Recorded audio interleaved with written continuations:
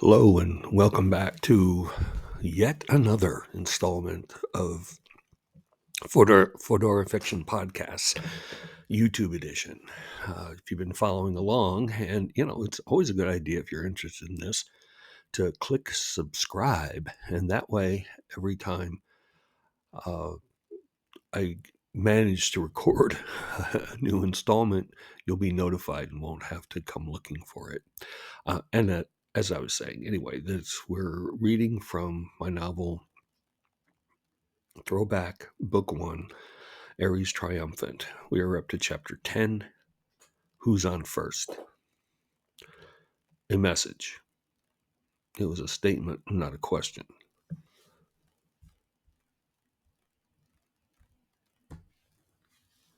O'Shea took advantage of several hundred meters of unobstructed terrain to ponder the news. What does it say? It says, "Are you who?" Lima replied. "No, I'm what? Who's on first?" "Excuse me," Lima asked. "Are you sure you haven't misinterpreted this message like you did before?" O'Shea asked, ignoring Lima's confusion. "You said you found the chatter incomprehensible." "I did," Lima admitted, "but this message is very comprehensible." "The syntax could use some work," O'Shea observed as he steered around another boulder. He was following his own tracks back, so he was covering the same terrain and taking the same amount of time to do so. "Tell them I am Adam O'Shea of the Earth Biopreservation Foundation, but ask them who they are. That is, if you're sure you're not hearing things." "I am quite sure," Lima replied haughtily. "They used the frequency I used to communicate with the freighter, Lima." "Well, then, go ahead and see what they say." O'Shea was driving past the solar array before Lima reported an answer. "It is really quite curious," she prefaced the Phantom's response. "They say they are Adam O'Shea of the Earth Biopreservation Foundation." "What?" "Oh, sorry. They are the Adam O'Shea base of the Earth Biopreservation Foundation." "Well, that makes more sense." O'Shea steered the AT down the ice tunnel, albeit embarrassing. "Embarrassing?" "Yes, they obviously named the base after me because they thought I was, well, gone." "You mean dead?" "Yes." O'Shea stopped the AT outside the doors of the mag shield unit. "Could you please open the airlock doors?" "As you wish." He drove the unit in and waited for the airlock to repressurize. "Lima," he said as the inner doors opened, "something just occurred to me. What language are they communicating in? Did you have to translate the message?" "The communication used standard UNSA handshaking protocols," Lima replied. "The message was in English." "English? That doesn't make any sense." O'Shea had re-entered the habitat and removed his helmet on his way to the locker room to stow his EVA suit. Even if the original members of he cast about for the proper word, colony, I guess, did speak English, 3,000 years of isolation and multiple generations would change the spoken language into something else.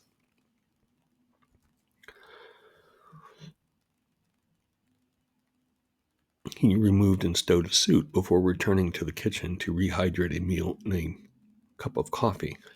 "Are you sure you're not overinterpreting random radio signals again?" "I admit I may have done that in the past," Lima replied evenly, "but I assure you they use standard UNSA protocols, and the signal was on the surface to orbit frequency and very clear." The voice fell silent as O'Shea pondered that information. "Who do you think it is?" "Oh, who do you think it is?" she asked finally. O'Shea sighed. "I don't know. Third base, Lima interrupted him. What? Oh, O'Shea laughed. How long were you holding on to that? Ever since you made the reference, Lima replied, audibly pleased with herself. I had to dig deep into the 20th century culture archives, but it was worth it. It's a very amusing routine. Yes, it was one of my grandfather's favorites, O'Shea recalled, a sad, fond smile coming to his face. But to answer your question, there's a lot that doesn't add up. That a human population persists on Mars for over 3,000 years is extremely unlikely, even with the biospheres I planned. And that they would speak modern English is even less so. He sipped his coffee. Did they say anything else? Yes. They asked when they should initiate the evacuation procedures. Evacuation? Now I'm even more confused. Perhaps we should pay them a visit. My thoughts exactly, O'Shea nodded. How far away are they? I will ask. Can you put the transmission on audio? Of course. Adam O'Shea Base, what is your location? Nima's voice became very businesslike. Location of Adam O'Shea Base is 78 degrees north, 12 degrees east, a flat, expressionless, synthesized voice replied. That's our original target area, Adam O'Shea the man observed. Repeating prior query, the voice continued. When should evacuation procedures be initiated?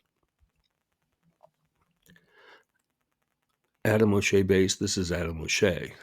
Delay evacuation procedures until we have conducted our inspection. Do you read? Confirm evacuation to be delayed, the synthesized voice replied. How many individuals are to be evacuated? O'Shea asked. 5 remaining personnel await evacuation, the voice responded. Roger that, O'Shea acknowledged. Stand by for inspection in 48 hours. Acknowledged, the voice replied. And transmission. 48 hours, Lima asked. I figure it'll take us 36 hours to get there, O'Shea replied. That gives us 12 hours to recharge batteries and refill the tanks and oxygen bottles. And you to rest. Yes, and me to rest. 8 hours later, O'Shea stood feeding the neutral rumen when a thought occurred to him. Lima, he announced, I have a special job for you to print for me after breakfast. I'll work out the specs while I eat. As you wish. O'Shea rehydrated 3 high-protein meals and sat down with his tablet to eat them. You must be exceptionally hungry this morning, Lima observed. No, not really, O'Shea responded through a mouthful of food, but I will be tomorrow morning. Yes, of course, you will not be able to eat en route or deal with the natural consequences of eating and drinking, O'Shea added wryly. That's why I will need this, he said, hitting a key on his tablet. Interesting device, Lima observed. What does it do? It keeps me more comfortable, O'Shea replied. There aren't any rest stops between here and the AOS base. But what about solid waste? That will simply have to wait. He finished his breakfast and removed an unopened case of dehydrated rations from the wall storage unit. I hope they have a working rehydration unit. O'Shea loaded the rations, extra oxygen, and fuel tanks, EVA batteries, and his toolkit onto the cargo bed of the AT while Lima printed his device. Lima had arranged things so that one of the backup batteries in the mag field unit was fully charged, and he installed that in the AT so that he could have as many EVA batteries for his suit as possible. He fed the neutral rumen one last time and retrieved the device from the printer. Does it fit? Lima asked after he strapped the device to his left leg, positioning the opening at his genitals. It fits, O'Shea confirmed. It just feels odd. He pulled his clothing on over the device and adjusted things. It'll have to do, he sighed with resignation. It is 32 minutes before sunrise. You had better get going if you are to take advantage of daylight. Yes, ma'am. He went to the locker room to don an EVA suit. You'll be on the surface, so your signal will be able to reach me on the transport as well as here, Lima told him as he dressed. I have loaded a navigation application on your EVA suit. If you check in every 30 minutes to update your position, we should be able to keep you on the most direct route possible. That's about every 5 kilometers at the AT's top speed, O'Shea nodded. That should work. Have you checked it? Checked for storms along the way? I can only do so visually through the cockpit window, Lima pointed out. None appear imminent, but that can change. Let me know if it does. Not that I'll be able to do anything about it, he added grimly. He picked up his helmet and walked through the habitat to get to the AT. You might as well drop the temperature in here while I'm gone. That will get the batteries and fuel charged faster. As you wish. O'Shea walked into the mag field unit airlock and put his helmet on. He mounted the AT. Okay, Lima, depressurize. The outer doors opened and O'Shea backed the unit out and pointed it back into the tunnel leading to the surface. As before, the way was lit by one headlight and his helmet. He emerged from the tunnel in pre-dawn darkness and turned the AT west. As before, he encountered large outcroppings that required he steer around them. The bi-hourly check-ins with Lima not only kept him on course, but as the shadows lengthened into darkness, they also kept him awake, a constant struggle as the cold night wore on. A shrill alarm wrenched O'Shea into wakefulness at one point. What? He cried out in a blurry, confused panic. You missed your last check-in and were unresponsive. For 5 minutes, Lina observed reproachfully. You need to adjust your course 3 degrees to the north.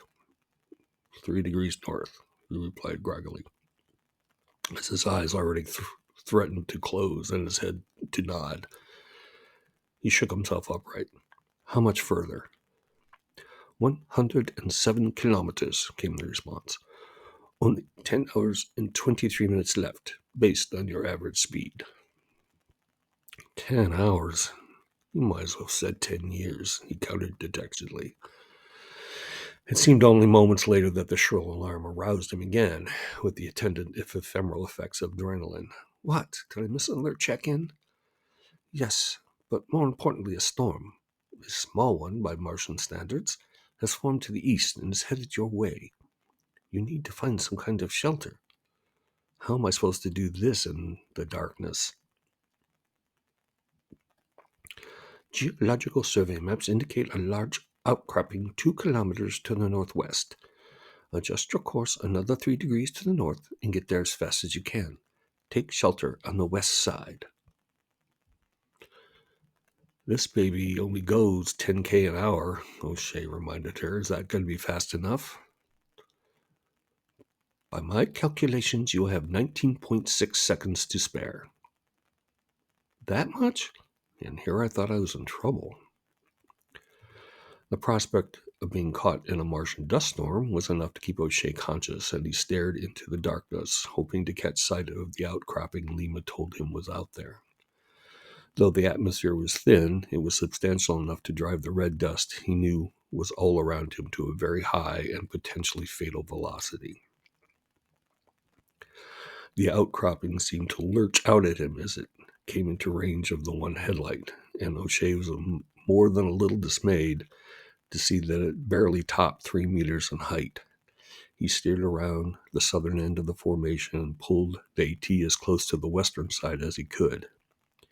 He slid down between the AT and the rocky formation, and just as he got comfortable, the darkness got even darker. He could even hear the dust raking over the formation through his helmet. It was constant and unremitting, and in spite of all, soothing, like rain on the tent when he camped with his grandfather on his preserve. He fell asleep. Dr. O'Shea, Dr. O'Shea. It was Lima trying to wake him gently this time. He opened his eyes to the pale Martian sky as he sat up, found himself stiff in many places. How long was I out? 5 hours and 47 minutes? I saw no point in waking you as the storm took nearly that long to pass. You do, however, need to change your battery and oxygen bottle. He pulled himself creakily to his feet. The AT was surrounded by a drift of fine red regolith, but the dust was a good half-meter away, as if the AT had some kind of magical barrier around it that kept the dust away.